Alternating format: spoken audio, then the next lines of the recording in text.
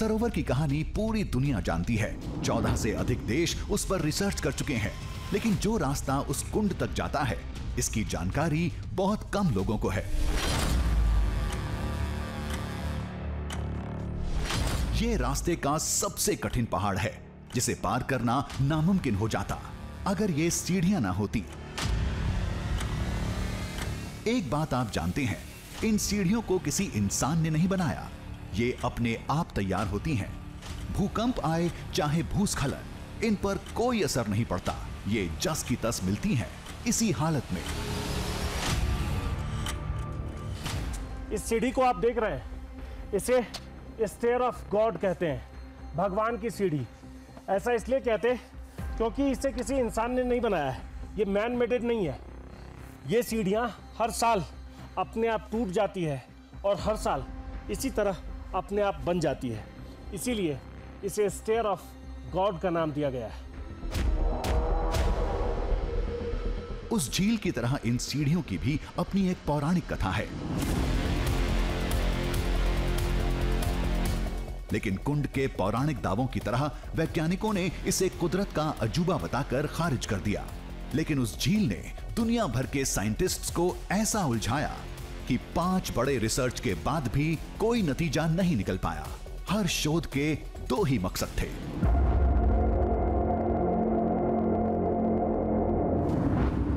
पहला, कुंड में इंसानी अस्थियां किसकी हैं? दूसरा, सरोवर में अस्थियां कहां से आईं?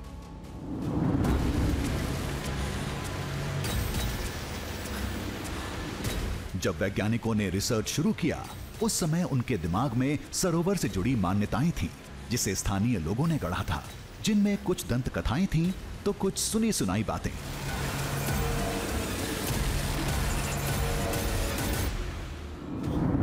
एक मान्यता कहती है कुंड में कन्नौज के राजा और सैनिकों के अवशेष हैं। दूसरी मान्यता के मुताबिक वो अस्थियां दूसरे विश्व युद्ध के जापानी सैनिकों की है। तीसरी, वो कुछ तीर्थयात्री हो सकते हैं जो आपदा के शिकार हो गए। चौथी मान्यता कहती है ये भारतीय सैनिकों के हो सकते हैं जो तिब्बत सीमा से गश्त करके लौट रहे थे। पांचवी के मुताबिक वो कुंड पहले कब्रगाह था, जहां महामारी से शिकार लोगों को दफन किया गया था।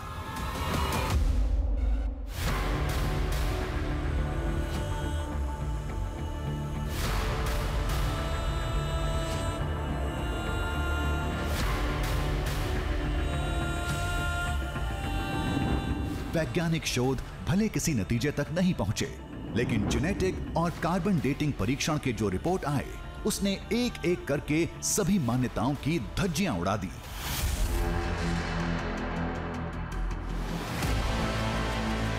पहला रिसर्च ब्रिटिश टीम ने 50 के दशक में किया। पता चला कि अस्थियां काफी पुरानी हैं, पहले विश्व युद्ध से भी पहले की।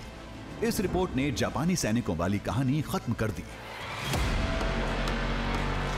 60 के दशक में जर्मन वैज्ञानिकों ने कोशिश की, जिसने भारतीय सैनिकों और राजा रानी की मान्यता को खत्म कर दिया। इस रिसर्च की रिपोर्ट के मुताबिक झील में जिन लोगों की अस्थियां हैं, उनकी मृत्यु एक साथ नहीं हुई। उनकी मौत में 1000 साल से भी ज्यादा का फासला था। इससे भी ज्यादा चौंकाने वाली बात यह थी कि जिनके अवशेष कुंड में थे, वो सभी दुनिया के अलग अलग इलाकों से थे। रूपकुंड में जो अस्थियां पाई जाती है, उन अस्थियों को लेकर एक रिसर्च में यह पता चला कि जिन लोगों की उस स्थान पर मौत हुई है, वो जेनेटिक रूप से अलग अलग हैं, और उन लोगों की मौतों के बीच का जो अंतर है, वो 1000 साल का या उससे ज्यादा का हो सकता है। जेनेटिक रिसर्च में पता चला कि कुछ अस्थियां दक्षिण एशियाई देश के लोगों की थीं, तो कुछ यूरोपीय मूल की थीं। कुछ के अवशेष तो यूनान में रहने वाले क्रीट द्वीप के लोगों जैसे थे। यानी 1000 या 2000 साल पहले पूरी दुनिया से लोग उस कुंड पर आते थे। लेकिन क्यों? क्या कोई तीर्थ यात्रा करने? आज भले ही नंदा देवी की यात्रा कुंड के करीब से गुजरती है, लेकिन किसी रिसर्च में 19वीं सदी के आखिरी तक इलाके में किसी तीर्थ यात्रा का पुख्ता प्रमाण नहीं मिलता। फिर विदेशी लोग यहां क्या करने आए थे? 80 के दशक में ऐसा ही एक रिसर्च किया गया, जिसमें ये पता चला कि यहाँ जिन लोगों की अस्थियां पाई जाती है या मिली है, उनमें सिर्फ भारत के लोग नहीं हैं, उनमें ग्रीस के भी लोग हैं, साउथ ईस्ट एशिया के भी कई देशों के लोग हैं। और उसमें पहली बार ये पता चला कि महिलाओं और पुरुषों के साथ साथ बच्चों की भी मौत हुई थी, क्योंकि उनके रिसर्च में ये पता चला कि इनमें से कुछ अस्थियां बच्चों की भी हैं।